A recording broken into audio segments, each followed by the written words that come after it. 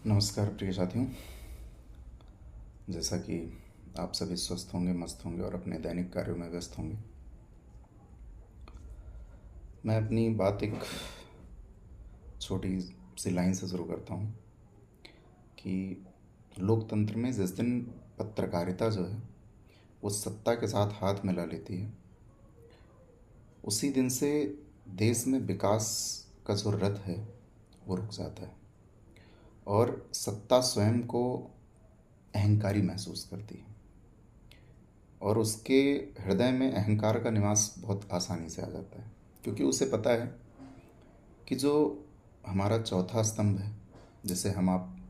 पत्रकारिता और digital media के नाम से जानते हैं, वो हमारी अपनी हो गई है।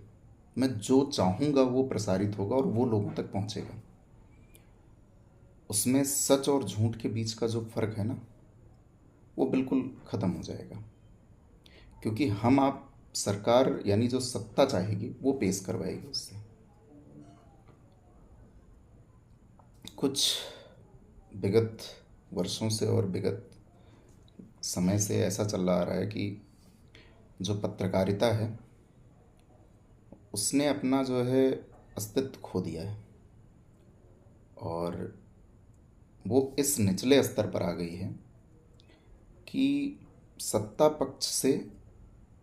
सवाल ना पूछने के बजाय अगर कोई सच्चाई के साथ सामना कर रहा है तो उसको और दबाने का और उसको बहुत ज़्यादा परेशान करने का प्रयास कर रही है। और आजकल हमारे आपके देश में जो स्थिति है उसमें सबसे अहम रोल अगर आप कहते हैं कि सत्ता और सरकार का है, तो उसके साथ ही साथ उतना ही जो है अहम रोल इस पत्रकारिता का भी है, क्योंकि ये भी उतने ही जिम्मेदार हैं इस त्रासदी के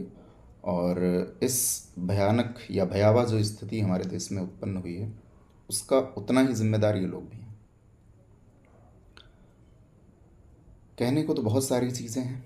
और बहुत सारे विषयों पर चर्चा हो सकती है। मैं अभी कुछ अपने अध्ययन अध्यापन में लगा हुआ था, लेकिन विगत 2-3 दिनों से विचार मन में आ रहे थे कि बोला जाए या ना बोला जाए। फिर मन में आया कि नहीं, अगर आज नहीं कहा गया, आवाज़ नहीं उठाई गई, तो कहीं ना कहीं अन्याय होगा।